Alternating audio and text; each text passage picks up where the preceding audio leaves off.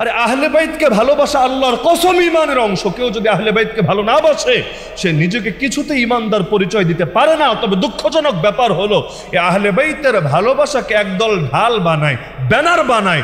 যতটা না আহলে বাইতকে ভালোবাসে তার চাইতে এই ব্যানারকে কাজে লাগিয়ে আল্লাহর নবীর এই প্রিয় প্রিয় সাহাবীদেরকে গালিগালাজ করে।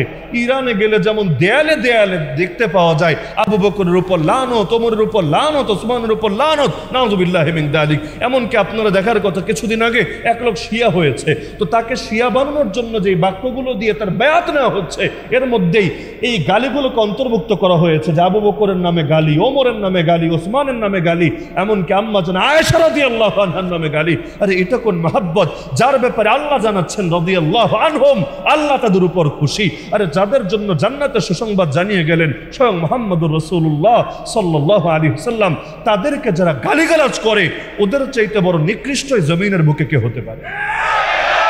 এরকম একটা গালিবাজ যদি দুনিয়াতে থাকে গোটা উম্মতের জীবনের আর কি দাম থাকে? কারণ নবী এবং তার সাহাবীদের ইজ্জত যদি হেফাজত না করা যায় আল্লাহর কসমে জীবনের কোনো মূল্য থাকে না। সুতরাং আমার আখেরি বার্তা এটা যে আল্লাহর নবীর সাহাবীদেরকে নিয়ে সমাজে দুই কারণে বেশি থেকে বেশি আলোচনা করা দরকার। এক নম্বর কারণ, যাতে তাদের আদর্শ আমাদের ভেতরে চলে আসে প্রতিটা ক্ষেত্রে, ইবাদত, বন্দেগী, জিকির, আজকার, রাজনীতি, অর্থনীতি, বিচার, শিক্ষা, দীক্ষা, প্রতিটা ক্ষেত্রে সাহাবায়ে কেরামের আদর্শ যাতে আমাদের ভেতর চলে আসে। কারণ আল্লাহর নবী যেই বাগান, যেই প্রজন্ম গড়ে দিয়েছেন তারাই তো এই সাহাবী, তো তাদের পথই তো রাসূলের পথ। এজন্যই তো আমাদের পরিচয় হলো আহলুস সুন্নাতি ওয়াল জামাআহ। এই জামাত মানেই কিন্তু জামাত সাহাবা। তো সাহাবায়ে কেরাম আমাদের আদর্শ, আল্লাহর নবীর জিন্দেগি আমাদের জন্য আদর্শ। সুতরাং দুই কারণে আলোচনা বেশি হওয়া দরকার। এক নম্বর কারণ, যাতে তাদের আদর্শ আমাদের ভেতরে আসে। দুই নম্বরে সাহাবা বিদ্বেষীরা যাতে হাজারবার চিন্তা করে ময়দান খালি না রে, কোনো এক সাহাবীর সামনে বেয়াদবি করলেও দাঁত ভাঙা জবাব দেওয়ার জন্য উম্মত এখনো রেডি আছে। তাহলে এই দুইটা মাকসাদ সামনে রেখে সাহাবায়ে কেরামের আলোচনা ব্যাপক করা দরকার নাকি দরকার না? দুঃখজনক বাস্তবতা, আমরা বেশিরভাগ মানুষ সাহাবীদের ব্যাপারে বিচ্ছিন্ন কিছু ঘটনা ছাড়া কিছুই জানি না।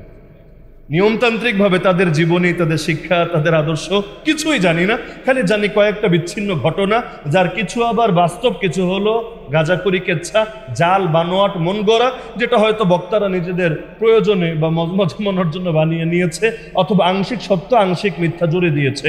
তবে বাস্তবিকভাবে আলোচনা হওয়া দরকার, বাস্তবিক তথ্যটা সামনে উঠে আসা দরকার। তো আমি একটা অনুরোধ রেখে যাচ্ছি, আগামী 3 আগস্ট, আজকে কয় তারিখ?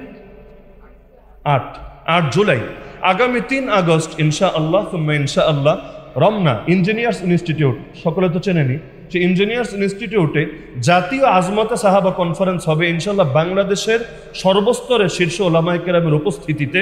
কিসের জন্য? কারণ শিয়ারা এখন প্রকাশ্যে এবং সাহাবী বিদ্বেষীরা অনেকে প্রকাশ্যে আয়োজন শুরু করে দিয়েছে এই বছর। এই যেই বছর আমি কথা বলছি আপনার সামনে, গত মাসে মানে জুনে 18 জিলহজ 25শে জুন সম্ভবত ঢাকায় প্রেস ক্লাবে পর্যন্ত ঈদে গাদিরে খুম নামক একটা দিবস পালন করেছে। নতুন ঈদ আর কি। আগে বাংলাদেশে ঈদ ছিল 2টা, পরে হয়েছে 3টা, তারপর 4টা। এটা হলো 5ম ঈদ। আগামীগুলো হয়তো আপকামিং সুন, ধীরে ধীরে আসতে থাকবে। তো এক হলো ঈদুল ফিতর, এক ঈদুল আজহা, এরপর 3 নম্বর ছিল ঈদে মিলাদুন নবী, 4 নম্বর এসেছিল 27 রজব ঈদে মেরাজুন নবী, আর এই 2024-এ এখন এসেছে ঈদে গাদিরে খুম। কঠিন একটা নাম, ঈদে গাদিরে খুম। তো এই দিনটা মূলত ওসমান রাদিয়াল্লাহু আনহু শাহাদাতের দিন, কিন্তু ওসমান রাদিয়াল্লাহু আনহুকে স্মরণ না করে আহলে বাইতের ব্যানার লাগিয়ে এই দিনও গালিগালাজ করে নবীর সাহাবীদেরকে। তো ওরা যদি প্রকাশ্যে গালিগালাজ করে, আমরা সাহাবীদের নিয়ে বয়ান করব লুকিয়ে লুকিয়ে? আল্লাহ রসুল সাল্লাল্লাহু আলাইহি ওয়াসাল্লামের পাশে, রওজায়ে আতহারের একেবারেই পাশে চিরতরে সমাহিত করা হয়েছে এবং পৃথিবী থেকে তার বিদায়ের মাধ্যমে এমনভাবে ফিতনার এক দরজা খুলে গিয়েছে যে দরজা কিয়ামতের আগে আর কখনো বন্ধ হবে না। আমিরুল মুমিনিন ওমর রাদিয়াল্লাহু আনহু একদিন সাহাবীদের সামনে জিজ্ঞাসা করলেন, ফিতনার ব্যাপারে তোমাদের কে আল্লাহর রাসূল সাল্লাল্লাহু আলাইহি ওয়াসাল্লামের বাণীকে মুখস্থ রেখেছে বলো দেখি। হুযায়ফা রাদিয়াল্লাহু তাআলা আনহু দাঁড়িয়ে বললেন, ইয়া আমিরুল মুমিনিন, আমি বলবো। হুযায়ফা রাদিয়াল্লাহু আনহুকে বলা হয় আলামুন নাস বিল ফিতান, ফিতনার ব্যাপারে সবচাইতে বড় জ্ঞানী। তো ওমর রাদিয়াল্লাহু আনহু তাকে দেখে বড় খুশিও হয়ে গেলেন। তিনি তাকে উৎসাহ দেওয়ার জন্য বললেন, তুমি তো বড় সাহসী, ঠিক আছে তুমি বলো ফিতনার ব্যাপারে আল্লাহ রাসূল সাল্লাল্লাহু আলাইহি ওয়াসাল্লাম কি বলে গিয়েছেন। হুযায়ফা রাদিয়াল্লাহু আনহু বললেন, ফিতনাতুর রাজুলি ফি মালিহি ওয়া ওয়ালাদিহি ওয়া আহলিহি তুকাফিরুহা সালাতু ওয়া সিয়ামু ওয়া সাদাকা ওয়াল আমরু বিল মারুফ ওয়ান নাহয়ু আনিল মুনকার। মানুষ তার ব্যক্তিকেন্দ্রিক যে ফিতনাগুলোতে নিপতিত হয়, তার পরিবার, তার আত্মীয় স্বজনদের দ্বারা যে ফিতনাগুলোকে নিপতিত হয়, নেক আমলের দ্বারা, সেটা নামাজি হোক, দান সদকাই হোক, সৎ কাজের আদেশই হোক, অসৎ কাজ থেকে নিষেধই হোক, এগুলোর দ্বারা সেই পাপগুলো আল্লাহ তাআলা মোচন করে দেন। ওমর রাদিয়াল্লাহু আনহু বললেন, আমি তোমাকে এই ফিতনা সম্পর্কে জিজ্ঞাসা করি নাই। গুনাহ তো ফিতনা, একজন মানুষ নিজের স্ত্রী সন্তানের দিকে তাকিয়ে পাপে জড়িয়ে যাওয়া, সেটাও তো ফিতনা। আমি তোমাকে এই ফিতনা সম্পর্কে জিজ্ঞাসা করি নাই। সহিহ বুখারীর হাদিস। আমি তোমাকে জিজ্ঞাসা করেছি সেই ফিতনা সম্পর্কে, আল্লাতী তামুজু কামাউজিল বাহর, সমুদ্রের ঢেউগুলো যেভাবে একের পর এক এসে তীরে আছড়ে পড়তে থাকে, এই ফিতনাগুলোর অবস্থাও এতটা ভয়াবহ হবে, এগুলো উম্মতের উপর একের পর এক আছড়ে পড়তে থাকবে। এই ভয়াবহ ফিতনাগুলো সম্পর্কে আমি তোমাকে জিজ্ঞাসা করেছি। হুযায়ফা রাদিয়াল্লাহু আনহু বললেন, ইয়া আমিরুল মুমিনিন, এটা নিয়ে আপনাকে দুশ্চিন্তিত হতে হবে না, কারণ আপনার মধ্যে আর এই ভয়াবহ ফিতনার মধ্যে একটা রুদ্ধ দরজা, একটা বন্ধ দরজা রয়েছে। সুতরাং আপনাকে এত বড় ভয়াবহ ফিতনা নিয়ে চিন্তিত হতে হবে না। ওমর রাদিয়াল্লাহু আনহু বলেন, আচ্ছা তবে তুমি আমাকে বলো, দরজা বন্ধ রয়েছে এটা তো বুঝলাম, সেই দরজা কি খুলে যাবে নাকি দরজা ভেঙে যাবে? কারণ খুলে গেলে সহজেই লাগানো যাবে, কিন্তু ভেঙে গেলে আর যদি সমুদ্রের ঢেউয়ের মতো ফিতনা একের পর এক আছড়ে পড়তেই থাকে আর পড়তেই থাকে, দরজা নতুন করে আবার কখন ঠিকঠাক করবে, বড়ই চিন্তার বিষয় হবে। তিনি বললেন, না, দরজাটা খুলবে না, বরং দরজাটা ভেঙে যাবে। হাদিসের মূল অংশ এতটুকু। পরবর্তীতে বর্ণনাকারীরা বলেন যে আমরা হুযায়ফা রাদিয়াল্লাহু আনহুকে জিজ্ঞেস করলাম যে আপনি ওমর রাদিয়াল্লাহু আনহুকে জিজ্ঞাসা করলেন না কেন, তিনি কি আদৌ বুঝতে পেরেছেন কিনা যে সেই দরজা আসলে কোন দরজা? তিনি বললেন, আমার জিজ্ঞাসা করা লাগবে না, যেমনিভাবে আমি জানি যে দিনের পরে রাত আসবে, একইভাবে ওমরও বুঝতে পেরেছিলেন যে এই দরজা অন্য কেউ না, এই দরজা হলেন তিনি নিজে। তো যার কারণে আল্লাহর রাসূল সাল্লাল্লাহু আলাইহি ওয়াসাল্লাম হাদিসের মধ্যেও জানিয়ে গিয়েছিলেন যে আল্লাহর রাসূল সাল্লাল্লাহু আলাইহি ওয়াসাল্লাম যতদিন থাকবেন সাহাবীদের জন্য রক্ষা কবচ হয়ে থাকবেন, আর সাহাবীরা দুনিয়াতেও যতদিন থাকবে গোটা উম্মতের জন্য রক্ষা কবচ হয়ে যাবে। নবী উদাহরণ দিয়ে বুঝিয়েছিলেন আকাশের নক্ষত্রের সঙ্গে, যতদিন পর্যন্ত এই নক্ষত্রগুলো থাকবে দুনিয়া স্বাভাবিক থাকবে, যেদিন নক্ষত্রগুলো খসে খসে পড়ে যাবে সেদিনই মহাপ্রলয় সংঘটিত হবে, কিয়ামত চলে আসবে। তো সব সাহাবীর অস্তিত্ব যেমনিভাবে উম্মতের জন্য রক্ষা কবচ, তাদের মধ্যেও এই ওমর রাদিয়াল্লাহু তাআলা আনহুর শাহাদাতের আগ পর্যন্ত সময়টা উম্মতের জন্য সবচাইতে বড় আলোকিত সময়, সবচাইতে স্বাচ্ছন্দ্যপূর্ণ সময়। কারণ তারপর এমন এক ফিতনা শুরু হয়েছে, যেই ফিতনার শিকার হয়ে ওসমান রাদিয়াল্লাহু আনহুকেও শহীদ হতে হয়েছে, আলী রাদিয়াল্লাহু আনহুকেও শহীদ হতে হয়েছে, হাসান হুসাইন রাদিয়াল্লাহু আনহুকেও শহীদ হতে হয়েছে। হ্যাঁ, আপনি বলতে পারেন শহীদ তো ওমরকেও হতে হয়েছে। হ্যাঁ, ওমরকেও হতে হয়েছে, কিন্তু এই শাহাদাত আর পরের শাহাদাতগুলোতে পার্থক্য আছে।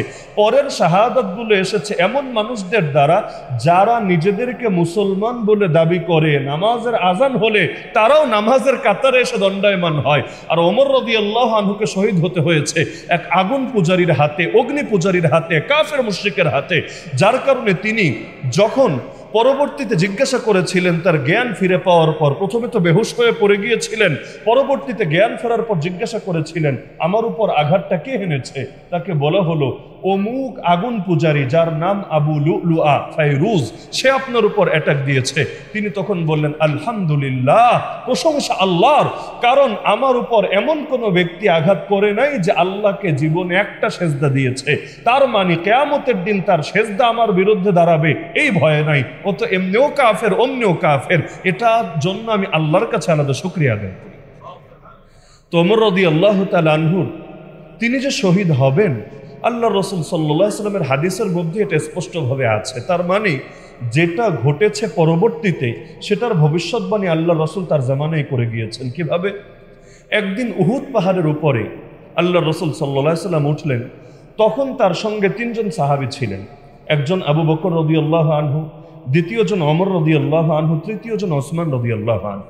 ফারাজাফা বিহিম, হাদিসের শব্দ, তখন পাহাড় তাদেরকে নিয়ে কাঁপতে শুরু করলো, যেটাকে আমরা সহজে বলতে পারি ভূমিকম্প হলো।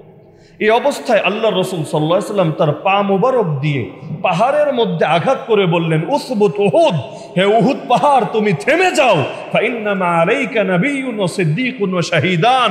আরে উহুদ, তুমি কি জানো আজ তোমার উপর দাঁড়িয়ে আছেন একজন নবী, একজন সিদ্দিক এবং দুইজন শহীদ।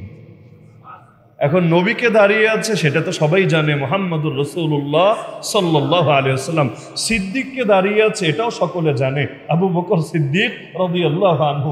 মানুষ বাকি আর দুইজন, আর আল্লাহর রাসূলের শব্দও হলো আর দুজন শহীদ। তাহলে এই হাদিসটা যার কানে একবার ধ্বনিত হয়েছে তার তো আর বুঝতে বাকি থাকে না যে শাহাদাত তার নসিবে জুটবে। এজন্য সহিহ বুখারীতে হাদিস আছে, ওমর রাদিয়াল্লাহু আনহু দোয়া করতেন নিয়মিত আল্লাহর কাছে, ওয়াকাল ওমর আল্লাহুম্মা রযুকনি শাহাদাতান ফি সাবিলিক, হে আল্লাহ তোমার কাছে চাই তুমি আমাকে তোমার রাস্তায় শহীদী মৃত্যু দান করো। বিশেষ করে ইতিহাসের বর্ণনায় আছে শেষ জীবনে গিয়ে তিনি শাহাদাতের জন্য একেবারে দেওয়ানা হয়ে গিয়েছিলেন। সর্বশেষ যেই হজ তিনি করেছেন, হজ থেকে ফেরার পথে আল্লাহকে বলেছিলেন, আল্লাহ আমি বুড়ো হয়ে গিয়েছি, আমার শরীর দুর্বল হয়ে গিয়েছে, সুতরাং এই বার্ধক্যের কারণে এই খেলাফতের দায়িত্বে অবহেলা প্রকাশ পাওয়ার আগেই তুমি আমাকে তোমার কাছে নিয়ে যাও, আমাকে শাহাদাতও দান করো আর তোমার রাসূলের শহরে মরণও দান করো। একসঙ্গে দুইটা, শাহাদাতও চাই আর মৃত্যুটা মদিনায় হোক এটাও আমি চাই। পাশে একজন দাঁড়িয়ে ছিল, সে বলল, ইয়া আমিরুল মুমিনিন, এটা কিভাবে সম্ভব? মদিনা তো ইসলামী রাষ্ট্রের রাজধানী, এখানে কাফের মুশরিকের সঙ্গে যুদ্ধ হবে, আপাতত আমরা এই সম্ভাবনা দেখি না। আপনি যদি শহীদ হতে চান থাকবেন যুদ্ধের ময়দানে, আর যুদ্ধের ময়দান হবে মদিনার বাইরে, তো সেখানে যদি আপনার মৃত্যু হয় শাহাদাত তো হবে, কিন্তু রাসূলের শহরে মৃত্যু হচ্ছে না। আর রাসূলের শহরে যদি মৃত্যু হয় তাহলে মদিনায় স্বাভাবিকভাবে তো মনে হচ্ছে না যুদ্ধ হবে, সুতরাং আপনার শাহাদাতের সুযোগও দেখছি না। দুই বিপরীত জিনিস একসঙ্গে আবার জমা করেন কিভাবে? তিনি বললেন, আল্লাহ যদি চান তাহলে এটাই হবে। পরবর্তীতে আল্লাহ তাআলা তার দোয়া ঠিকই কবুল করেছেন, শাহাদাত নসিবে জুটেছে এবং সেই শাহাদাত বাইরে কোথাও না, এই মদিনার মধ্যেই জুটেছে। এই ওমর তো সেই ওমর যার ব্যাপারে আল্লাহ রাসূল সাল্লাল্লাহু আলাইহি ওয়াসাল্লাম বলেছেন, প্রতিটা জাতির মধ্যে কিছু মুহাদ্দিস থাকে, এই উম্মতের মুহাদ্দিস হলো এই ওমর। আপনি বলবেন মুহাদ্দিস তো চিনি, যারা হাদিস পড়ায়, মুহাদ্দিস আবার কি জিনিস? এর ব্যাখ্যা হাদিসের মধ্যেই আছে। আর মুহাদ্দিস মানে হলো তাতাকাল্লামুল মালাইকাতু আলা আলসিনাতিহি, তার জবান দিয়ে ফেরেশতা কথা বলে। তার জবান দিয়ে ফেরেশতা কথা বলে মানে কি? এর ব্যাখ্যায় ফাথুল বারি বা যে কোনো হাদিসের ব্যাখ্যা গ্রন্থগুলো এই সংশ্লিষ্ট খুলে দেখেন, এটাই পাবেন যে তার ঈমানি হালত এতটা মজবুত থাকে। ফেরেশতাদেরও দুইটা পরিষদ আছে, উচ্চ পরিষদ, নিম্ন পরিষদ। আল মালাউল আলা বলা হয় উচ্চ পরিষদকে। তো সেই ফেরেশতাদের উচ্চ পরিষদে যারা আছে তাদের সঙ্গে তার হৃদয়ের এমন গভীর নিবিড় সুদৃঢ় বন্ধন থাকে যে কথা তো তার মুখ থেকে বের হয়, কিন্তু ফেরেশতাদের সেই মহাব্বতের কারণে অন্তরে এমন বার্তা আসতে থাকে, তার জবান দিয়ে এমন কথা বের হয় পরবর্তীতে যেটা হুবহু কোরআনের আয়াতে গিয়ে পরিণত হয়। ওমর রাদিয়াল্লাহু আনহুর ব্যাপারে হাদিস আছে, 3 বার এমন হলো তিনি যেই বাক্য বললেন পরবর্তীতে হুবহু সেই বাক্যে কোরআনের আয়াত নাজিল হয়ে গেল। প্রথমে তিনি বললেন তার কথা, নিজের ব্যক্তিগত কথা বললেন আরবি ভাষায়, তাদের ভাষায় যেহেতু আরবি, পরবর্তীতে কোরআনের আয়াত নাজিল হলো, দেখা গেল হুবহু সেটাই এসেছে। এমনকি বহু সিদ্ধান্তের ক্ষেত্রেও আপনারা যারা ইতিহাস পড়েছেন, রাসূলুল্লাহ সাল্লাল্লাহু আলাইহি ওয়াসাল্লামের বদর যুদ্ধের ইতিহাসটা অন্তত জানেন যে বদর যুদ্ধে যে 70 জনকে রাসূল বন্দী করে এনেছিলেন, তাদের ব্যাপারে সিদ্ধান্ত নেওয়ার ক্ষেত্রে পরামর্শ চেয়েছিলেন। এক পরামর্শ দিলেন আবু বকর রাদিয়াল্লাহু আনহু, আর এক পরামর্শ দিলেন ওমর রাদিয়াল্লাহু আনহু। আল্লাহর রাসূল সিদ্ধান্ত দিলেন আবু বকর রাদিয়াল্লাহু আনহুর পরামর্শের আলোকে, কিন্তু কোরআন নাজিল হয়ে গেল ওমর ঠিক যেভাবে বলেছেন হুবহু সেভাবে। তাহলে এই গুণটা যার ভেতরে থাকে তাকে বলা হয় মুহাদ্দিস। এর ব্যাখ্যা অন্য হাদিসে এভাবে এসেছে, ইন্নাল্লাহা জাআলাল হাক্কা আলা লিসানি ওমর ওয়া কলবি, আল্লাহ তাআলা ওমরের জবান এবং ওমরের হৃদয়ের মধ্যে হককে স্থাপন করে দিয়েছেন। মানে এই দিলের মধ্যে যে চিন্তা আসে সেটাই হক, এই জবানের মধ্যে যেটা বের হয় সেটাই হক। আর হবেই না কেন? আল্লাহর নবী তো তাকে চেয়ে নিয়েছিলেন ইসলামের বিজয়ের জন্য। আপনার ইতিহাস সকলে জানেন, ওমর রাদিয়াল্লাহু আনহু নবীজির বয়ান শুনতে নবীর মজলিসে আসেন নাই, তরবারি নিয়ে বের হয়েছিলেন নবীর কল্লা কাটবেন বলে। এখন নবীকে পাবেন কোথায়? শুনতে পেয়েছেন আরকাম ইবনে আবিল আরকাম রাদিয়াল্লাহু আনহুর ঘরে আল্লাহর নবী সাহাবীদেরকে কোরআন শিখান, হাদিস শিখান, ইসলামের যতটুকু বিধান এসেছে সেগুলো তিনি শিখান। তো মক্কার কুরাইশদেরকে বললেন, তোমরা কিছু সময় অপেক্ষা করো, আমি যাচ্ছি, আমি মুহাম্মাদের কল্লা এনে তোমাদের কদমে লুটিয়ে দেব। তো বের হলেন আল্লাহ রসুলের কল্লা কাটার জন্য।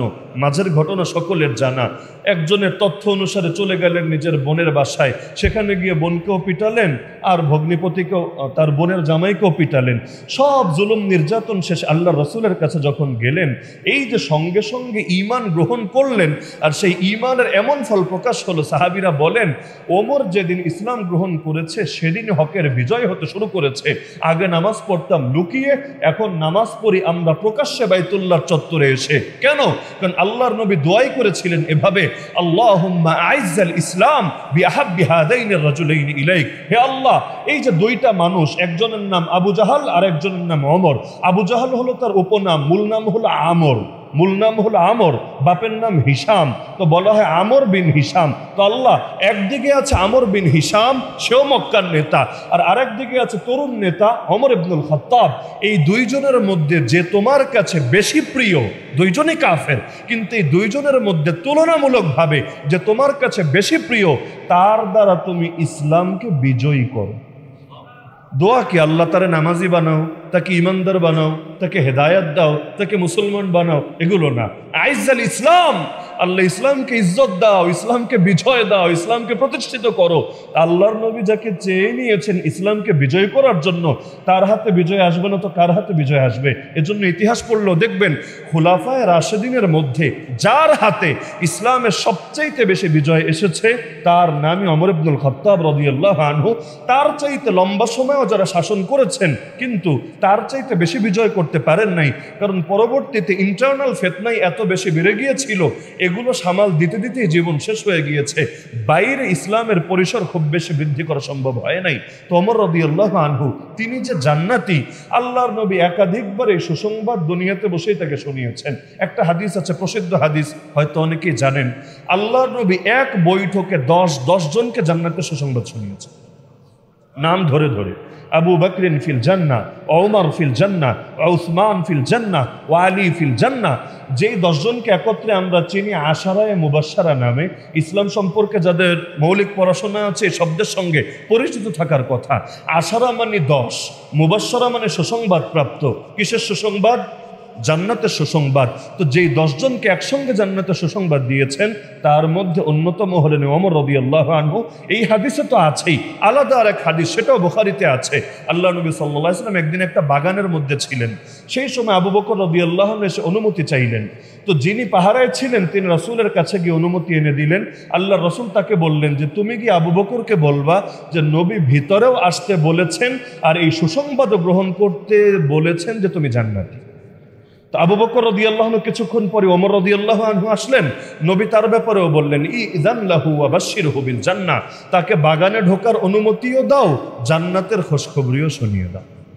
তো সে আমিরুল মুমিনিন ওমর ইবনুল খাত্তাব রাদিয়াল্লাহু তাআলা আনহু শেষ জীবনের কথা, যেহেতু সময় কম এজন্য অল্পতেই মূল ধারণাটা দিয়ে দিচ্ছি। শেষ জীবনের কথা, এই হাদিসটা সহিহ মুসলিম শরীফের মধ্যে আছে। জুমার দিন জুমার খুতবায় তিনি দাঁড়িয়ে বললেন মানুষদেরকে, তার খুতবার মধ্যেই, যে তোমরা শোনো, আমি স্বপ্নে দেখেছি একটা মোরগ আমাকে 3 বার ঠোকর দিয়েছে। ইন্নী রাআইতু দীকান নাকারানি সালাসা নাকারা, এই স্বপ্নটা আমি দেখেছি আর স্বপ্নের ব্যাখ্যাও আমি করেছি। কি ব্যাখ্যা? ওয়ামা আরাহু ইল্লা হুদুরা আজালি, এই স্বপ্নের ব্যাখ্যা হলো আমার মৃত্যু আমার একেবারেই নিকটে চলে এসেছে। তাহলে স্বপ্নে কি দেখলেন? যে একটা মোরগ তাকে ঠোকর দিয়েছে। কয়বার? 3 বার। পরবর্তীতে বাস্তবে ঘটনা এভাবেই ঘটেছে, তো একটু পরেই সেটা আমরা বিস্তারিত তুলে ধরবো ইনশাআল্লাহ। তো তিনি একদিকে সুসংবাদ, একদিকে তার দিক থেকে সুসংবাদ, কারণ তিনি সারা জীবন যে শাহাদাতের দোয়া করে আসছেন, যে শাহাদাতের তামান্না করে আসছেন, স্বপ্নেও তিনি সেটা দেখেছেন। ইতিহাসে এমনও আছে যে আরও একাধিক সাহাবীও কাছাকাছি ধরনের স্বপ্ন দেখেছেন, যেখান থেকে এই বার্তা বের হয়। আর কাব আহবার রাদিয়াল্লাহু রাহিমাহুল্লাহ তিনি এসে তাকে বললেন যে শুনুন, আমার কাছে মনে হচ্ছে যে আপনি বেশি দিন বাঁচবেন না, আপনার মাত্র 2-3 দিন হায়াত আছে, এর মধ্যেই হয়তো আপনার কাছে মৃত্যু চলে আসবে।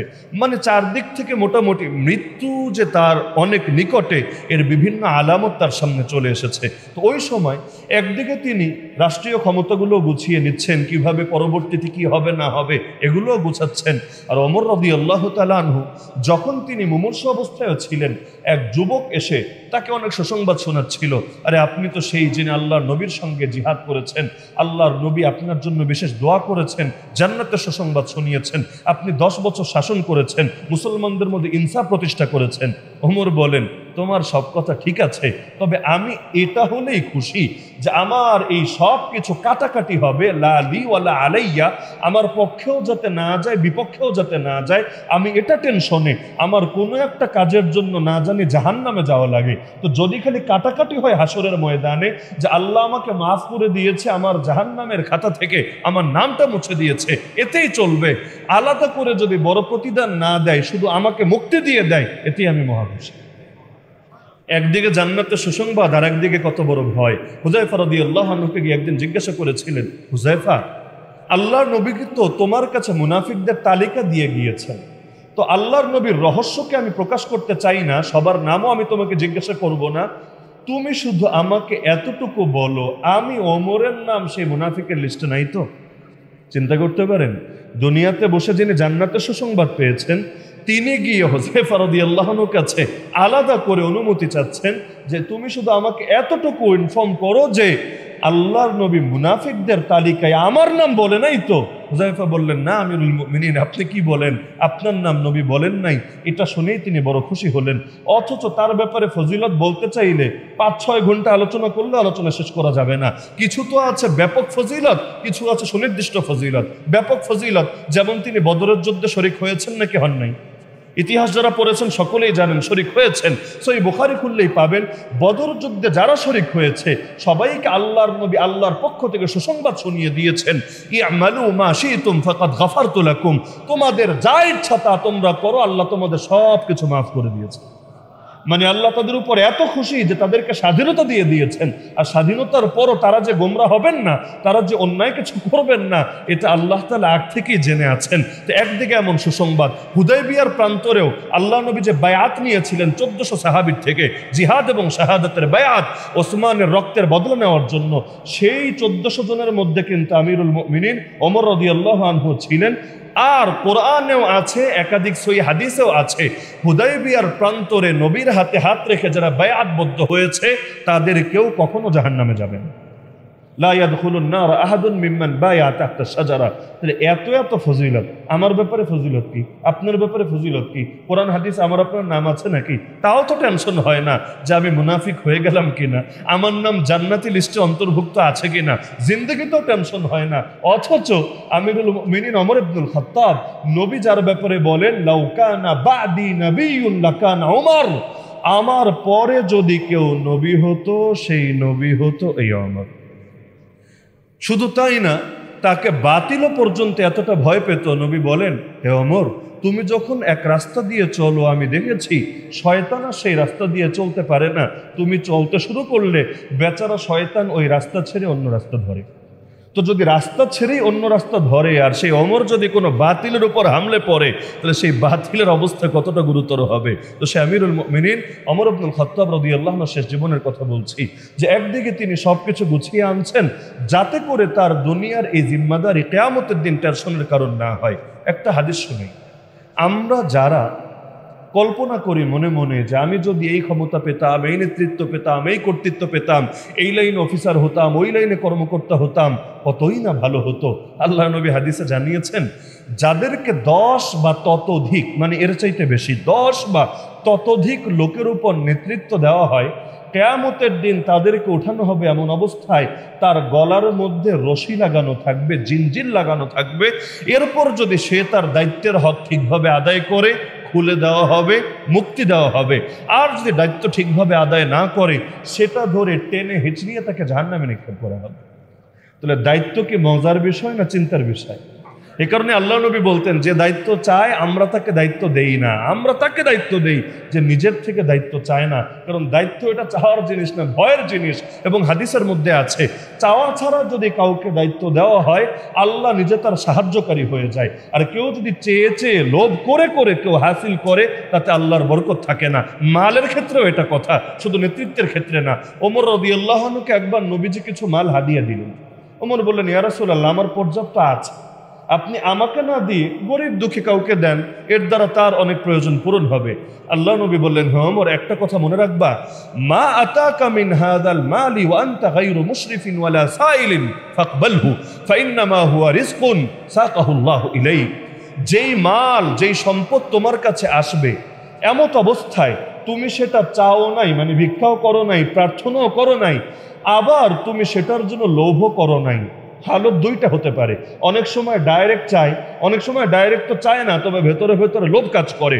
ওমর রাদিয়াল্লাহু আনহুকে বললেন, এই দুই গুণ থেকে যেটা মুক্ত হবে, এক নম্বরে তুমি চেয়েও নেও নাই, দুই নম্বরে তুমি এটার জন্য লোভও করো নাই, তবুও তোমার কাছে আসলো, তুমি সেটাকে সাদরে গ্রহণ করো, কারণ এটা হলো বরকতময় এক রিজিক যেটা আল্লাহ তোমার কাছে এনে দিয়েছেন। সুতরাং তুমি সেটা থেকে কেন মুখ ফিরিয়ে নিবা? আর যেটা আসবে এমন ভাবে হয়তো চেয়েছো অথবা মনের মধ্যে লোভ করেছো, তাহলে সেটাকে তুমি তোমার নেওয়ার দরকার নেই, দান করে দাও, কারণ এটার মধ্যে আল্লাহর বরকত থাকবে না। তাহলে ওমর রাদিয়াল্লাহু আনহু একদিকে তো খুতবা দিলেন যে 3টা ঠোকর মেরেছে তাকে একটা মোরগ। সেই সময় চলছিল জিলহজ মাস, 23 হিজরি। এখন কত হিজরি? 1446। তো 23 হিজরির জিলহজ মাস চলছে। হজ করে কিছুদিন আগে মাত্র এসেছেন।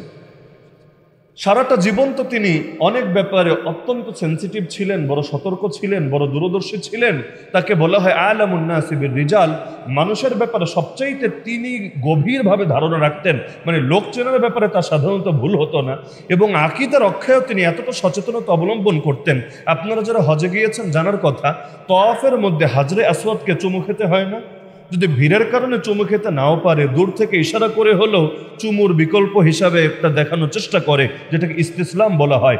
ওমর রাদিয়াল্লাহু আনহু তওয়াফ চলাকালে একদিকে হাজরে আসওয়াদকে চুমু তো খাচ্ছেন, আর একদিকে চিৎকার করে বলছেন, ওয়াল্লাহি, আল্লাহর কসম করে আমি ওমর বলছি, ইন্নী লাআলামু আন্নাকা হাজার, আমি ওমর খুব ভালো করে জানি তুমি জাস্ট একটা পাথর, ভিন্ন কিছু না, জাস্ট একটা পাথর। লা তাদুররু ওয়া লা তানফা, তুমি পাথর হিসাবে কারো ক্ষতিও করতে পারো না, কারো উপকারও করতে পারো না। ওয়ালাউলা আন্নী রাআইতু রাসূলুল্লাহি সাল্লাল্লাহু আলাইহি ওয়াসাল্লাম ইউকাব্বিলুকা মা কাব্বালতুকা, আমি যদি আল্লাহর রাসূলকে না দেখতাম তোমার গায়ে চুমু খাচ্ছে, আমি ওমর জীবনেও তোমার গায়ে চুমু খেতাম না। তার মানে চুমু খাচ্ছেন সুন্নত হিসাবে, পাশাপাশি মুসলমানদের আকীদা ঠিক রাখার জন্য চিৎকার করে ঘোষণাও দিয়ে দিচ্ছেন যে পাথরকে এজন্য চুমু খাচ্ছে না, পাথরের হাতে হায়াত, পাথরের হাতে মৌত, পাথরের হাতে বিপদ, পাথরের হাতে মুক্তি, পাথরের হাতে কিছুই না, তাও কেন চুমু খাচ্ছি? রাসূল খেয়েছেন তাই খাচ্ছি, ভিন্ন কোনো কারণ না। এমনকি আল্লাহর নবী সাল্লাল্লাহু আলাইহি ওয়াসাল্লাম হুদায়বিয়ার প্রান্তরে যে গাছের নিচে 1400 সাহাবীর থেকে বায়াত নিয়েছিলেন, তিনি লোক পাঠিয়ে সেই গাছটাও কেটে ফেলেছেন। এমনভাবে গাছটাকে সেখান থেকে সরিয়েছেন, পরবর্তীতে মানুষ গিয়ে বুঝতেই পারছিল না আসলে সেই গাছ কোন গাছ। কেন? কারণ তিনি দেখছিলেন অনেকে সেই গাছটারই এখন ডাইরেক্ট পূজা তো শুরু করে নাই, কিন্তু এমন এমন কাজ শুরু করেছে যেটা পরে পূজার দিকে যেতে পারে। কেউ গিয়ে সেখানে নামাজ আদায় করছে, কেউ গিয়ে তার মাটি আনছে, কেউ গিয়ে ভিন্ন ভিন্ন কাজ করার চেষ্টা করছে, অনেকে গিয়ে নিজের অন্তরের আকাঙ্ক্ষাগুলো সেখানে গিয়ে আল্লাহর কাছে উপস্থাপন করছে। যেমনটা বাংলাদেশেও হয় কয়দিন পরে পরে, কোন জায়গায় কোন গাছ কথা বলে, কোন জায়গায় কোন গাছ কি করে, আর পুরো বাঙালি জাতি হুমড়ি খেয়ে পড়ে। মনের মানুষকে কাছে পেতে হবে, ব্যবসায় উন্নতি করতে হবে, অমুক চাকরি পেতে হবে, স্কলারশিপ পেতে হবে, ভিসা পেতে হবে, ব্যাস এখন গিয়ে ডাইরেক্ট পূজা গিয়ে শুরু করে। তো ওমর রাদিয়াল্লাহু আনহু এতটা দূরদর্শী ছিলেন, গাছে কেটে ফেলেছেন যে এবার তোরা যা, কোন জায়গা থেকে তোরা কি করবি কর। কেন? আল্লাহর নবীর বরকতে তিনি কি বিশ্বাসী না? হ্যাঁ বিশ্বাসী। বরকতের জায়গায় যতক্ষণ থাকে ভালো, তো বরকত যদি পূজার দিকে মোড় নেয় তাহলে মোটেও ভালো না, বরং সেটা ঈমান হুমকির মুখে ফেলার কারণ। ওমর রাদিয়াল্লাহু আনহু খালিদ বিন ওয়ালিদ রাদিয়াল্লাহু আনহুকে নেতৃত্ব থেকে সরিয়ে দিয়েছিলেন, অনেকে জানেন। যুদ্ধের ময়দানে তিনি খবর পাঠিয়ে দিলেন যে আমার এই চিঠি তোমার কাছে পৌঁছার সঙ্গে সঙ্গে হে খালিদ, তুমি সেনাপতির পদ থেকে তুমি সরে যাবা, আর আমি যাকে নতুন আমির বানিয়ে পাঠালাম তাকেই সেনাপতি বলে ঘোষণা দিয়ে দিবা। এই যুগে হলে সেখানেই হয়তো বিদ্রোহ হয়ে যেত। এত বড় সাহস! কারণ খালেদ বিন ওয়ালিদের চাইতে পৃথিবীর ইতিহাসে বড় সেনাপতির নাম ইসলামের ইতিহাসে আপনি তো একজনও বলতে পারবেন বলে মনে হয় না। আল্লাহর তরবারি বলে যিনি খ্যাত সাইফুল্লাহ, তো সেই খালেদ রাদিয়াল্লাহু আনহুকে নেতৃত্ব থেকে সরিয়ে দিচ্ছেন। আল্লাহর বান্দারে এমন উদারতা, চিঠি আসার সঙ্গে সঙ্গে তিনি তার দায়িত্ব থেকে নিজেই সরে গেলেন, যাকে আমির বানিয়ে পাঠিয়েছেন তাকেই তিনি আমির বলে ঘোষণা দিলেন। এরপর সাধারণ একজন কর্মী হয়ে তার নেতৃত্বে লড়াই চালিয়ে গেলেন। সরেও যান নাই, গীবতও করেন নাই, সমালোচনাও করেন নাই, কর্মী হয়ে লড়াই চালিয়ে গেলেন। লোকেরা গিয়ে জিজ্ঞেস করলো, আমিরুল মুমিনিন, আপনি কি খালেদকে যোগ্য মনে করেন না? যদি যোগ্যই মনে করেন দায়িত্ব থেকে কেন সরালেন? মানুষ তো যোগ্যদেরকে হাতছাড়া করতে চায় না, প্রয়োজনে স্যাক্রিফাইস করে, তবুও যোগ্যদেরকে হাতছাড়া করতে চায় না। তিনি বললেন, আরে যোগ্যতা আমি অবশ্যই মনে করি, নবী যাকে যোগ্য মনে করেছে আমি মনে করব না কোন দুঃখে। তবে আমি তাকে সরিয়েছি মুসলমানের ঈমান বাঁচানোর জন্য। কারণ মানুষ ভাবতে শুরু করেছে খালেদের হাতেই বিজয় আছে, খালেদ যেখানে নামবে বিজয় তার আসবেই আসবে, সে নিজেই মনে হয় বিজয়ের মালিক। একজন মুসলমানের ঈমান যদি বরবাদ হয়, কিয়ামতের দিন আমাকে জিজ্ঞাসিত হতে হবে। আমি রাষ্ট্রপ্রধান হিসাবে আমার দায়িত্ব খালি মুখে খাবার পৌঁছে দেওয়া না, আমার দায়িত্ব খালি অসুস্থ হলে চিকিৎসার ব্যবস্থা করানো না, বরঞ্চ মানুষের ঈমান হেফাজতের দায়িত্ব, আকীদা হেফাজতের দায়িত্ব আমার। তো মানুষ যাতে ভুল আকীদায় লিপ্ত না হয়, এজন্য সাময়িক এই কাজটা আমি করলাম, স্থায়ী কোনো সিদ্ধান্ত না। আজকাল তো দুনিয়ায় যাদের হাতে আল্লাহ তাআলা নেতৃত্ব এবং কর্তৃত্ব দেন, এই লাইনে মনে হয় সবচাইতে বেশি খারাপ, যে মানুষের ঈমান আকীদার কি হবে না হবে, যার কারণে তাদের কাছে শিরিকের ব্যাপারেও সেন্সিটিভিটি থাকে না, বেদাতের ব্যাপারেও তাদের কাছে চিন্তার কোনো বিষয় থাকে না। এমনকি যদি বারবার বোঝানো হয় যে এই কাদিয়ানি, এই হিজবুত তাওহীদ, এই মাজার পূজারি, এই এরা হলো উম্মার ঈমানের জন্য হুমকি, আলাদা কোনো সিরিয়াসনেসই কাজ করে না, যে এগুলো মোল্লা মুন্সিদের দায়িত্ব, হুজুরদের দায়িত্ব, বাস তারা মাইক দিয়ে বলবে, এতেই খতম। অথচ কিয়ামতের দিন আল্লাহ সবাইকে সাধ্য অনুপাতে কিন্তু প্রশ্নটা করবে। যার ক্ষমতা ছিল তাকে ক্ষমতা নিয়ে প্রশ্ন করবে, যার জবান ছিল তাকে জবান নিয়ে প্রশ্ন করবে, যার কিছু ছিল না তাকে তার দিল নিয়ে জিজ্ঞাসা করবে, অন্তরে ঘৃণা করেছিলি কিনা, অন্তর দিয়ে তার বিরুদ্ধে পরিকল্পনা করেছিলি কিনা। আর হাদিসে আছে এটাই ঈমানের দুর্বল স্তর, মানে এই তিন স্তরের বাইরে ঈমানের কোনো স্তর নাই। তো ওমর রাদিয়াল্লাহু আনহু সারাটা জীবন তো উম্মার জন্য বহুত কিছু করে গেলেন, তো শেষ জীবনে এসে যেই সময়ের এই ঘটনা তিনি খুতবাও দিলেন, এরপর একদিন তিনি রাস্তা দিয়ে হাঁটছেন, হঠাৎ করে আবু লুলুআ ফাইরুজ নামে এক অগ্নিপূজক বুঝেন তো, যারা আগুনের পূজা করে, বাংলায় জরাথুস্র বলে, এক আগুন পূজারী হঠাৎ করে তাকে এসে বলল, ইয়া আমিরুল মুমিনিন, আমার উপরে আমার মনিব মাত্রাতিরিক্ত কর আরোপ করে রেখেছে। এর আগের ঘটনাটার সাথে এটার একটা সম্পর্ক আছে। ওমর রাদিয়াল্লাহু আনহু সিদ্ধান্ত দিয়েছিলেন যে মক্কা, মদিনা এবং গোটা আরব উপদ্বীপে কোনো ইহুদি, কোনো মুশরিক থাকতে পারবে না। আল্লাহ নবী জানিয়ে গিয়েছিলেন যে আখরিজুল ইয়াহুদ ওয়াল মুশরিকিন মিন জাজিরাতিল আরব, তোমরা ইহুদি এবং মুশরিকদেরকে আরব উপদ্বীপ থেকে বের করে দিবা, এখানে যাতে তারা থাকতে না পারে। তো আল্লাহর রাসূল যেটা জানিয়ে গিয়েছিলেন, ওমর তার জামানে এসে এই সিদ্ধান্ত কার্যকর করলেন। খায়বার থেকে ইহুদিদেরকে উচ্ছেদ করলেন, আরও যেখানে যেখানে আরব উপদ্বীপের মধ্যে ইহুদি মুশরিকরা ছিল তাদেরকে বের করে দিলেন। সূরা তাওবার মধ্যে আল্লাহ নির্দেশ দিয়ে রেখেছেন। পাশাপাশি শাম এবং মিসর, শাম মানে সিরিয়া অনেকে অনুবাদ করে, ভুল অনুবাদ। তৎকালীন শামের মানচিত্র যদি সামনে রাখেন তাহলে সিরিয়াও আসবে, ফিলিস্তিনও আসবে, জর্ডানও আসবে। মানে বর্তমানের বিবেচনায় 3 দেশ, কিন্তু তৎকালীন বিবেচনায় এক শব্দে সেটাকে বলা হয় শাম। তো অনেকেই বাংলা অনুবাদ করতে গেলে শামের অনুবাদ লেখে সিরিয়া। শামের মধ্যে এই ফিলিস্তিনও আছে, এবং এই শামকে কেন্দ্র করে কেয়ামত পূর্বই অনেকগুলো হাদিসের কথা উঠে এসেছে। কেয়ামতের আগে গোটা দুনিয়ার মানুষও গিয়ে একত্রিত হবে এই শামে। তো এখন সেই শাম থেকে, মিশর থেকে বাইজেন্টাইনদেরকেও তিনি উচ্ছেদ করেছেন, এবং তার সিদ্ধান্ত ছিল এই রাজধানী মানে মদিনার মধ্যে কোনো অমুসলিমকে আনা যাবে না, দাস হিসাবেও না। দাস বুঝেন তো, যে গোলাম, এখন তো আর গোলামবাদীর যুগ নাই, যে গোলামবাদী হিসাবে ওই মদিনা ইসলামী রাষ্ট্রের দারুল খিলাফা, রাজধানী, এই রাজধানীর মধ্যে নিরাপত্তার খাতিরে কোনো অমুসলিমকে রাখা যাবে না, এটাই ছিল তার সিদ্ধান্ত, এবং তিনি এই সিদ্ধান্তে অনড় ছিলেন। তবে এক এক সময় এক একজন এসে তাকে বিভিন্ন গুরুত্ব বোঝাতে শুরু করেছে। দেখেন, আমাদের তো কাজ দরকার, কাকে দিয়ে কাজ করাবো? গোলামবাদীরে দিয়ে তো মানুষ কাজ করায়। তো এখন গোলাম তো বেশিরভাগই হলো অমুসলিম, কারণ গোলাম মৌলিকভাবে যুদ্ধবন্দীরা। ইসলামের নির্দেশনা হলো যুদ্ধবন্দীদের ব্যাপারে 4টা ফয়সালা করা যায়। এর মধ্যে একটা হলো তাদেরকে দাস হিসাবে রেখে দাও, কারণ জেলখানার জীবন হলো চিড়িয়াখানার মতো, মানবেতর জীবন না, এটা অনেকটা জন্তু জানবের জীবনের মতো। তাদেরকে তোমাদের সঙ্গে মিলিয়ে রাখবা। আর দাস শুনলে পশ্চিমা কনসেপ্ট যদি আপনার মাথায় আসে তাহলে ঘৃণা জাগবে। ছি, দাস কত না জানে খারাপ জিনিস। কিন্তু আমি আল্লাহর নামে কসম করে বলতে পারবো, এই যুগে চাকরিজীবীরা যে অধিকার পায় না, ওই যুগে ইসলামের শাসনের যুগে দাসরা এর চাইতে বহুগুণ বেশি অধিকার পায়। এর চাইতে বেশি অধিকার কি চান? আল্লাহ নবী দাসকে দাস বলেও ডাকতে নিষেধ করেছেন। আল্লাহ নবী দাস জায়েদকে বলে ডাকতে নিয়ে, জায়েদ আনতা আখুনা ওয়া মাওলানা, হে জায়েদ তুমি আমাদের ভাই, আমাদের বন্ধু। এমনকি আল্লাহ নবী বলেছেন তুমি খাবা আতঈমুহুম মিম্মা তাতামুন, নিজে যেই খাবার খাবা দাস দাসীকে একই খাবার খাওয়াবা। ওয়া আলবিসুহুম মিম্মা তালবাসুন, নিজে যেই মানের যেই কাপড় পরবা দাস দাসীকে ওই মানের ওই কাপড় পরাবা। আরে আপনার অফিসের স্যার যেই কাপড় পরে আপনাকে ওই কাপড় পরায়, তিনি যেই মানের খাবার খায় আপনার ওই মানের খাবার খাওয়ায়, এটা তো সম্ভব না, কল্পনাও করা যায় না। কিন্তু দাস দাসীর ক্ষেত্রে আল্লাহ নবী সহিহ হাদিসের মধ্যে এই আদেশ দিয়েছেন। দাস নিয়ে বলতে চাইলে অন্তত 1 ঘন্টা দরকার যে ইসলামে দাসের যে মর্যাদা দিয়েছে, এটা এই যুগে অনেক স্বাধীন লোক সেই মর্যাদা পাওয়া দূরের কথা, কল্পনা পর্যন্ত করা যায় না। আর জেল জীবনের চাইতে সেই দাস জীবন যে উত্তম ছিল এটা বলারই অপেক্ষা রাখে না। তবে এই দাস আর পশ্চিমা দাসকে মিলিয়ে ফেললে আবার একসঙ্গে, তাহলে আবার জিনিসটা বোঝা যাবে না। তো অনেকে এসে বলতে চাইলো, আমিরুল মুমিনিন আমাদের রাষ্ট্রীয় অনেক কাজও তো লাগে, আপনি একটা কাজ করেন, কিছু অমুসলিম দাস রাখার অনুমতি দেন। তিনি প্রথমে সিদ্ধান্ত অনড় ছিলেন, কিন্তু পিরাপিরি বলতে একটা ব্যাপার থাকে। এক হলো স্বেচ্ছায় অনুমতি দেওয়া, আর এক হলো এমনভাবে মেন্টালি প্রেশার ক্রিয়েট করে যে সেখানে ওই ইমোশনাল ব্ল্যাকমেইল টাইপের, মানে এখানে দিল তো চায় না কিন্তু না দিয়েও পারা যায় না, এমনভাবে এটা আদায় করে। তো মুগীরা বিন শুবা রাদিয়াল্লাহু আনহু একজন সাহাবী ছিলেন। তিনি তাকে বলেছিলেন যে একটা দাস আছে আবু লুলুয়া ফায়রুজ, সে অনেক যোগ্য, তাকে দিয়ে অনেক কাজ করা যাবে। কি কি কাজ?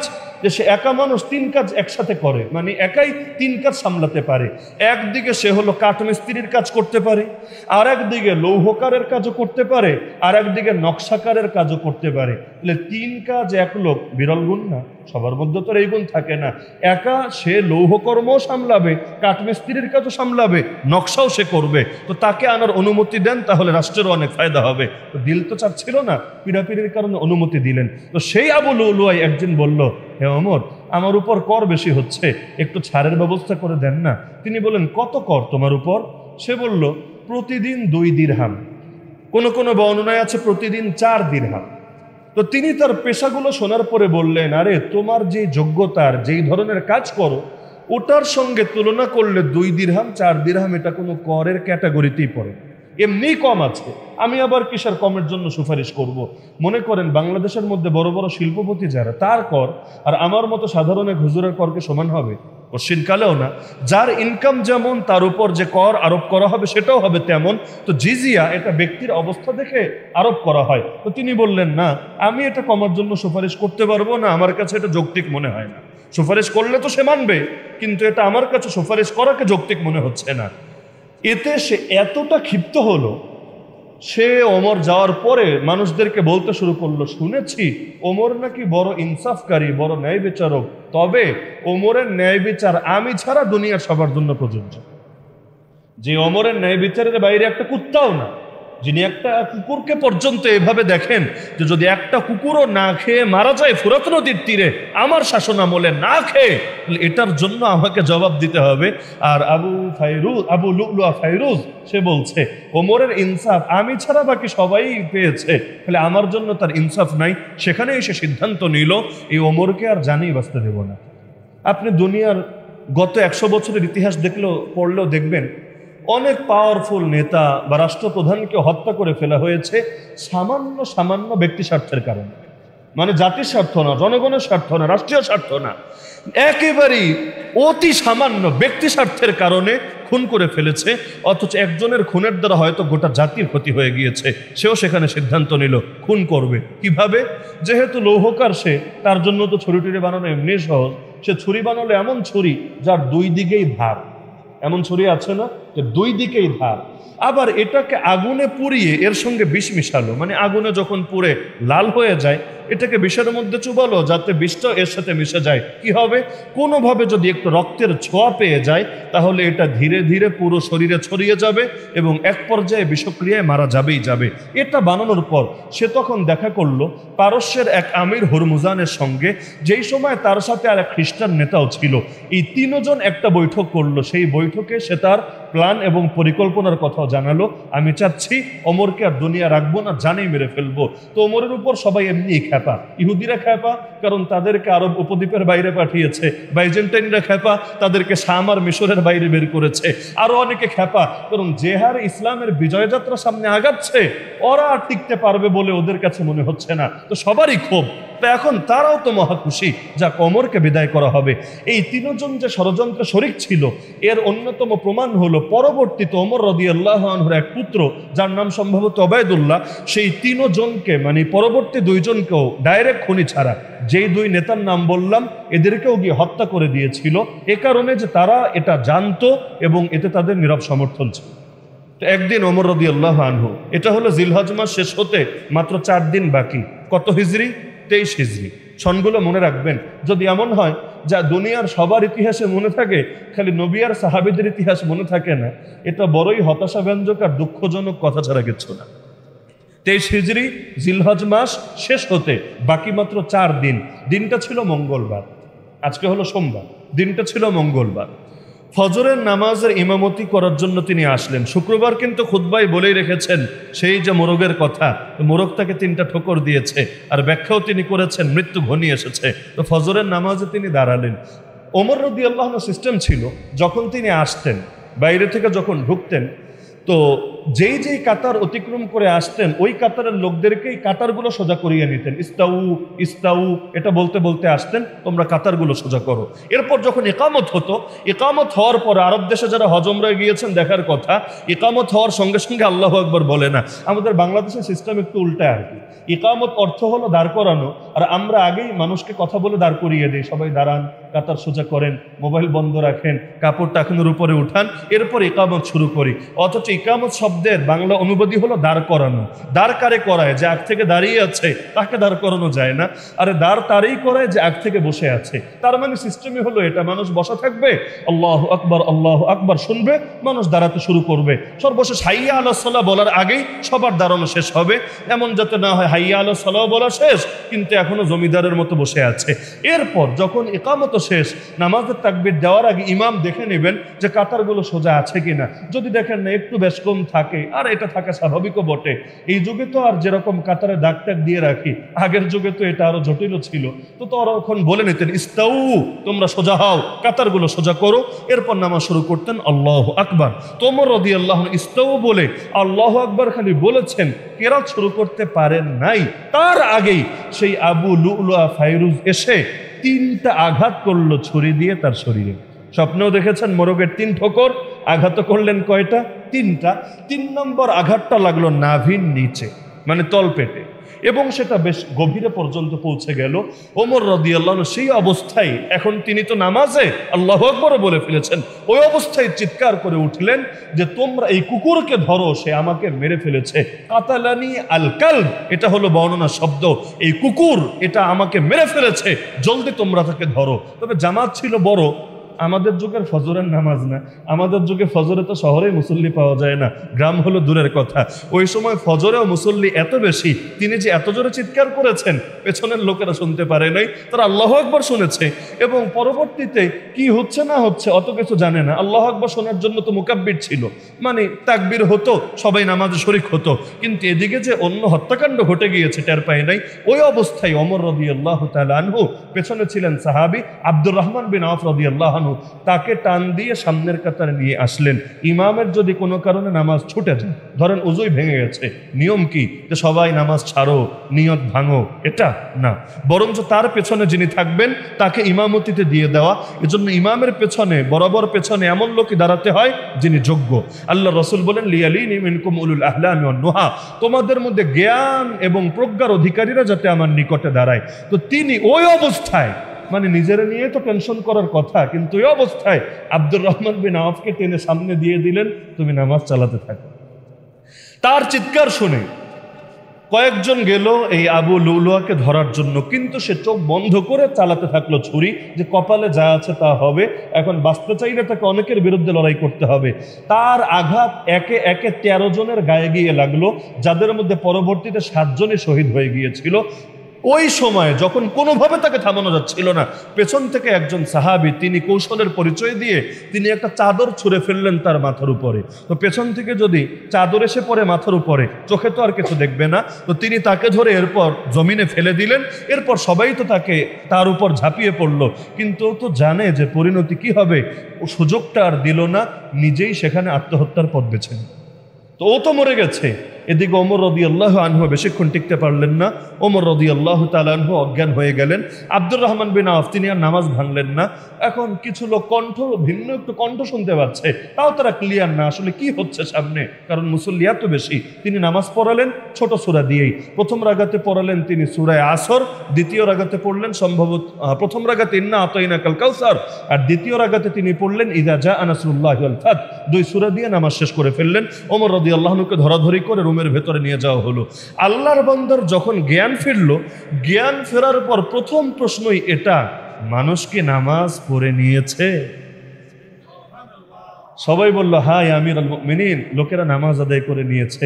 তিনি বললেন লা ইসলামা লিমান তারাকা সালাহ, যে নামাজ ছেড়ে দেয় ওর কোনো ইসলামই নাই, ওর কোনো ধর্মই নাই। তখন তিনি বললেন জলদি আমার উজুর ব্যবস্থা করো, আমি নামাজ আদায় করব। তখন তাকে উজুর ব্যবস্থা করা হলো। ওই অবস্থায় তিনি, সেই আহত অবস্থায় তিনি নামাজ আদায় করলেন। প্রথম রাগাত পড়লেন ওয়াল আসরি ইন্নাল ইনসানা লাফি খুসর, এই সূরা দিয়ে, আর দ্বিতীয় রাগাত পড়লেন কুল ইয়া আইয়ুহাল কাফিরুন লা আ'বুদু মা তা'বুদুন, এই সূরা দিয়ে তিনি 2 রাগাত নামাজ শেষ করলেন। তো এই যে আমিরুল মুমিনিনকে এই কঠিন আঘাতটা করা হলো, যদিও বাহ্যিকভাবে বোঝা যাচ্ছিল না যে পরিণতি কি হবে, তিনি কি এখান থেকে সুস্থ হয়ে ফিরবেন নাকি এটাতেই তার মৃত্যু হবে। কিন্তু পরবর্তীতে যখন চিকিৎসককে ডাকা হলো, আর চিকিৎসকও মোটামুটি নিশ্চিত হলেন যে তার শরীরের মধ্যে বিষক্রিয়া ছড়িয়ে যাচ্ছে, বললেন ইয়া আমিরুল মুমিনিন, আপনি আপনার ওসিয়ত যা আছে করে নেন। ওই অবস্থায় অনেকে এসে বোঝাচ্ছে যে আপনি আমাদেরকে অসহায় রেখে যায়েন না। আবু বকর রাদিয়াল্লাহু আনহু ওফাতের আগে আপনাকে আমির ঘোষণা করে দিয়ে গিয়েছে, আপনিও একজন যোগ্যকে আমির হিসেবে ঘোষণা করে দেন না। অনেকে ফসলাত ছিল আপনার ছেলেই তো যোগ্য আছে, আব্দুল্লাহ বিন ওমর, তাকে আমির হিসেবে ঘোষণা করে দেন।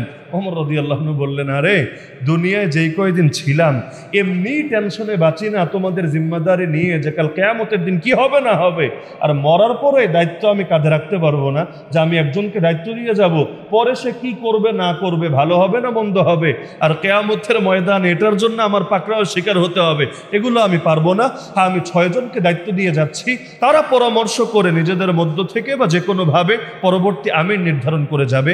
এরপর তিনি 6 জনকে নির্ধারণ করলেন, শুরা পরিষদ বানিয়ে গেলেন, যারা পরবর্তীতে ওসমান রাদিয়াল্লাহু আনহুকে আমির হিসাবে নির্বাচিত করেছিলেন। এই পুরো কেচ্ছা শেষে জিলহজ মাসও শেষ, আল্লাহর বান্দার দুনিয়ার চ্যাপ্টারও শেষ।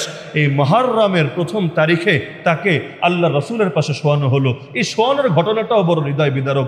তিনি তার পুত্র আব্দুল্লাহ বিন ওমরকে বললেন, হ্যাঁ আব্দুল্লাহ, তুমি একটু যাও উম্মুল মুমিনিন আয়েশা রাদিয়াল্লাহু আনহার কাছে, তাকে গিয়ে সালাম দিবা, অনুমতি দিলে তারপর কথা বলবা, অনুমতি না দিলে তুমি চলে আসবা। যদি তোমাকে অনুমতি দেয় তুমি বলবা যে ওমর তো আপনাকে সালাম জানিয়েছেন, খবরদার আমিরুল মুমিনিন বলবা না, কারণ আমি আর এখন আমির নাই, আরে আমার আমিরগিরি শেষ, তো এই কারণে আমিরুল মুমিনিন শব্দ বলবা না, ওমর শব্দ বলবা, যাতে তিনিও এটাকে চাপ মনে না করেন। আমার সালাম পৌঁছাবা আর বলবা যে ওমর একটু অনুমতি চাচ্ছে আপনার কাছে, যদি তাকে আল্লাহ রাসূলের পাশে শোয়ার ব্যবস্থা করে দিতেন। কারণ এক পাশে তো আবু বকর রাদিয়াল্লাহু আনহু শোয়া আছেন, আর আল্লাহ নবীকে কোথায় শোয়ানো হয়েছে সবাই জানেন, আয়েশা রাদিয়াল্লাহু আনহার ঘরেই, সেটাই তার কবর হয়ে গিয়েছিল। তো এক পাশে তো শোয়া আছেন আবু বকর রাদিয়াল্লাহু আনহু, তো আমার পক্ষ থেকে সালাম জানাবা, খবরদার আমিরুল মুমিনিন বলবা না। এরপর তিনি যদি অনুমতি দেন তোমাকে কথা বলার, তাহলে তুমি সেই ক্ষেত্রে বলবা যে ওমর রাসূলের পাশে, দুনিয়াতেও তো সারা জীবন পাশে পাশেই ছিল, এখন মাটির ক্ষেত্রেও একটু পাশে থাকার অনুমতি চাচ্ছে। তো যখন আব্দুল্লাহ বিন ওমর গেলেন, সালাম দিলেন, আয়েশা রাদিয়াল্লাহু আনহা শুনলেন, শুনে তিনিও কেঁদে ফেললেন। তিনি বললেন, আরে এই জায়গাটা তো আমি নিজের জন্য নির্বাচন করে রেখেছিলাম, আমারও তো দিল চায় আল্লাহ রাসূল সাল্লাল্লাহু আলাইহি ওয়াসাল্লামের সঙ্গে গোটা জীবন ভর ছিলাম, আল্লাহ নবী আমাকে সবচাইতে বেশি ভালোবাসতেন, তা আমার ওয়াফাতের পর আল্লাহ রসুলের পাশেই থাকবো। কিন্তু শোনো, আমি স্যাক্রিফাইস করলাম আল্লাহর জন্য, আমি ওমরকে আমার নিজের উপর প্রাধান্য দিলাম, গিয়ে আমার সালাম জানিও আর বলো যে ঠিক আছে, ওমরের মৃত্যুর পর তাকে আল্লাহ রসুলের পাশেই সমাহিত করা হবে ইনশাআল্লাহ। ওমর রাদিয়াল্লাহু আনহুকে সংবাদ দেওয়া হলো। সংবাদ শোনার পরে তিনি বললেন, শোনো আব্দুল্লাহ বিন ওমর, তোমাকে আমি ওসিয়ত করে যাচ্ছি, আমার মৃত্যুর পর আমার লাশটাকে নিয়ে, খাটিয়াটাকে নিয়ে আম্মাজানের ঘরের সামনে রেখে সালাম জানিয়ে আবার অনুমতি চাইবা যে এখন যদি আপনি অনুমতি দেন তাহলে আল্লাহ রসুলের পাশে সমাহিত করা হবে, না হলে মুসলমানদের সাধারণ কবরস্থানে দাফন করা হবে। এমন হতে পারে আমি এখন বেঁচে আছি, তাই তিনি দ্বিধার কারণে, সংকোচের কারণে, জড়তাবোধ, ইতস্ততাবোধের কারণে অনুমতি দিচ্ছেন, দিল হয়তো চাচ্ছে না। কিন্তু যখন আমার লাশ গিয়ে তার ঘরের সামনে হাজির হবে তখন তো আর কোনো অদৃশ্য চাপও থাকবে না, দ্বিধা সংকোচ থাকার কথা না। তখনও যদি স্বতঃস্ফূর্তভাবে অনুমতি দেন তবেই নবীর পাশে শোয়ার ব্যবস্থা করে দিও, না হলে লাগবে না, আমাকে মুসলমানদের সাধারণ কবরস্থানে নিয়ে গিয়ে দাফন করে দিও। আয়েশা রাদিয়াল্লাহু আনহার ঘরের সামনে তার ওয়াফাতের পর জানাজা শেষে খাটিয়া নিয়ে যাওয়া হলো, আবার সালাম জানিয়ে বলা হলো যে আম্মা জান, ওমর রাদিয়াল্লাহু আনহু শেষ জীবনে কথা বলে গিয়েছিলেন, এখন আমরা কি করব? তিনি বললেন, না, আমি দিল থেকেই বলছি আল্লাহ রসুলের পাশে তাকে সমাহিত করে দিই। কারণ সাহাবীরা বলতেন যে রসুল এই দুইজনকে এত ভালোবাসা বাসতেন যে আমরা এটা শুনতে শুনতে অভ্যস্ত হয়ে গিয়েছিলাম। নবীর বাক্যই ছিল এমন, দাখালতু আনা ও আবু বকর ও উমর, খারাজতু আনা ও আবু বকর ও উমর। মানে নবী কথা বলতে ভাবে বলতেন যে আমিও গিয়েছি, আবু বকরও ওমরও গিয়েছে, আমি প্রবেশ করেছি, আবু বকর ওমরও প্রবেশ করেছে। মানে নিজের কথার সাথে এত বেশি তাদের কথা বলতেন যে শুনতে শুনতে আমরা অভ্যস্ত হয়ে গিয়েছিলাম। এবং শেষ বিদায়ের পর তাই হলো, আল্লাহ নবী মাঝখানে, এক পাশে সিদ্দিক আকবর আবু বকর রাদিয়াল্লাহু আনহু আর এক পাশে ওমর ইবনুল খাত্তাব রাদিয়াল্লাহু আনহু। কতই সৌভাগ্যবান তারা যারা মদিনা শরীফে গিয়ে আল্লাহ রাসূল সাল্লাল্লাহু আলাইহি ওয়াসাল্লামকে সালাম জানিয়ে আসতে পারে, আর দুই পাশের দুই সঙ্গী আবু বকর আর ওমরের কবরটাও জিয়ারত করে আসতে পারে। শেষ কথা, বড়ই দুঃখজনক ব্যাপার, এতই যার ফজিলত, যার ব্যাপারে নবী স্পষ্টভাবে জানিয়ে যাচ্ছেন যে নবীর পরে কেউ নবী হলে সেই নবী হতো ওমর, সেই ওমরকে এখন দুনিয়াতে এমনকি বাংলাদেশে পর্যন্ত গালি দেওয়া হয়। আরে আহলে বাইতকে ভালোবাসা আল্লাহর কসম ইমানের অংশ। কেউ যদি আহলে বাইতকে ভালো না বাসে সে নিজেকে কিছুতে ইমানদার পরিচয় দিতে পারে না। তবে দুঃখজনক ব্যাপার হলো এই আহলে বাইতের ভালোবাসাকে একদল ঢাল বানায়, ব্যানার বানায়। যতটা না আহলে বাইতকে ভালোবাসে তার চাইতে এই ব্যানারকে কাজে লাগিয়ে আল্লাহর নবীর এই প্রিয় প্রিয় সাহাবীদেরকে গালিগালাজ করে। ইরানে গেলে যেমন দেয়ালে দেয়ালে দেখতে পাওয়া যায় আবু বকরের উপর লানত, ওমরের উপর লানত, ওসমানের উপর লানত, নাউযুবিল্লাহি মিন যালিক। এমনকি আপনারা দেখার কথা, কিছুদিন আগে এক লোক শিয়া হয়েছে, তো তাকে শিয়া বানানোর জন্য যে বাক্যগুলো দিয়ে তার বায়াত নেওয়া হচ্ছে, এর মধ্যেই এই গালিগুলোকে অন্তর্ভুক্ত করা হয়েছে যে আবু বকরের নামে গালি, ওমরের নামে গালি, ওসমানের নামে গালি, এমনকি আম্মা জান আয়েশা রাদিয়াল্লাহু আনহার নামে গালি। আরে এটা কোন মহব্বত যার ব্যাপারে আল্লাহ জানাচ্ছেন রাদিয়াল্লাহু আনহুম, আল্লাহ তাদের উপর খুশি। আরে যাদের জন্য জান্নাতের সুসংবাদ জানিয়ে গেলেন স্বয়ং মুহাম্মদুর রাসূলুল্লাহ সাল্লাল্লাহু আলাইহি ওয়াসাল্লাম, তাদেরকে যারা গালিগালাজ করে ওদের চাইতে বড় নিকৃষ্ট জমিনের বুকে কে হতে পারে? এরকম একটা গালিবাজ যদি দুনিয়াতে থাকে, গোটা উম্মতের জীবনের আর কি দাম থাকে? কারণ নবী এবং তার সাহাবীদের ইজ্জত যদি হেফাজত না করা যায়, আল্লাহর কসমে জীবনের কোনো মূল্য থাকে না।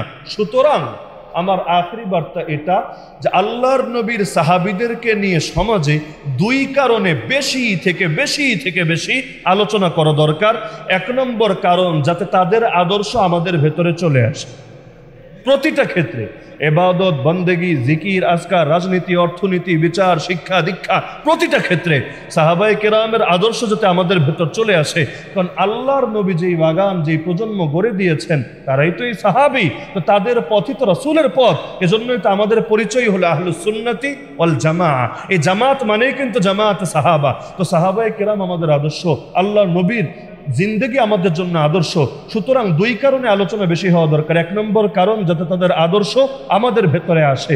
দুই নম্বরে সাহাবা বিদ্বেষীরা যাতে হাজারবার চিন্তা করে ময়দান খালি না রে, কোনো এক সাহাবীর সামনে বেয়াদবি করলেও দাঁত ভাঙা জবাব দেওয়ার জন্য উম্মত এখনো রেডি আছে। তাহলে এই দুইটা মাকসাদ সামনে রেখে সাহাবায়ে কেরামের আলোচনা ব্যাপক করা দরকার নাকি দরকার না? দুঃখজনক বাস্তবতা, আমরা বেশিরভাগ মানুষ সাহাবীদের ব্যাপারে বিচ্ছিন্ন কিছু ঘটনা ছাড়া কিছুই জানি না। নিয়মতান্ত্রিকভাবে তাদের জীবনী, তাদের শিক্ষা, তাদের আদর্শ কিছুই জানি না, খালি জানি কয়েকটা বিচ্ছিন্ন ঘটনা, যার কিছু আবার বাস্তব, কিছু হলো গাঁজাখুরি, কেচ্ছা, জাল, বানোয়াট, মন গড়া, যেটা হয়তো বক্তারা নিজেদের প্রয়োজনে বা মজমজামানোর জন্য বানিয়ে নিয়েছে, অথবা আংশিক সত্য আংশিক মিথ্যা জুড়ে দিয়েছে।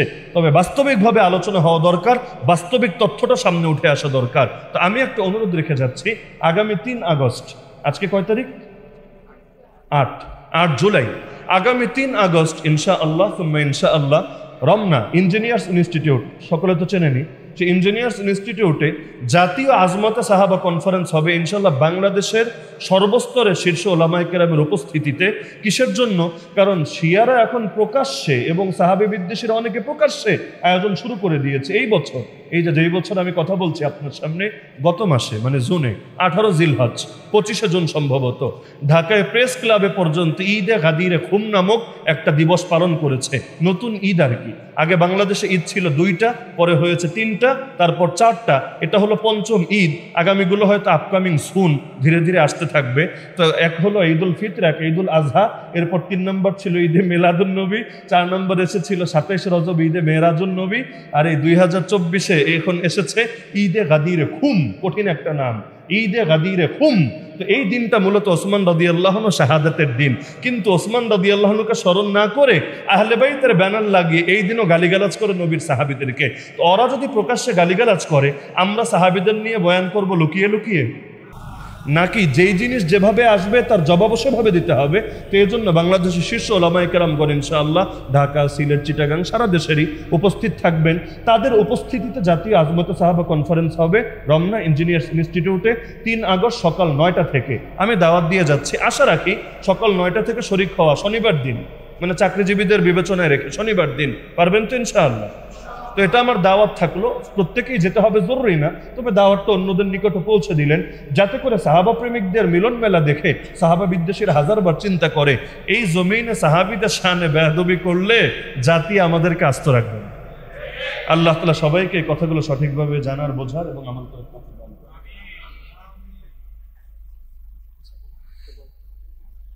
আচ্ছা, আমাদের আজকের মাহফিলের প্রধান মেহমান হযরত মাওলানা খুরশেদ আলম কাসেমি হাফিজাহুল্লাহ, তিনি বনানী চলে এসেছেন, মানে কয়েক মিনিটের মধ্যে এখানে চলে আসবেন। আমার আবার 10:30টায় থাকার কথা মোহাম্মদপুর, ইতিমধ্যে 10:10 বেজে গিয়েছে, এজন্য চাইলে আমি আসলে লম্বা করতে পারছি না, আরও আগেই শেষ করার কথা।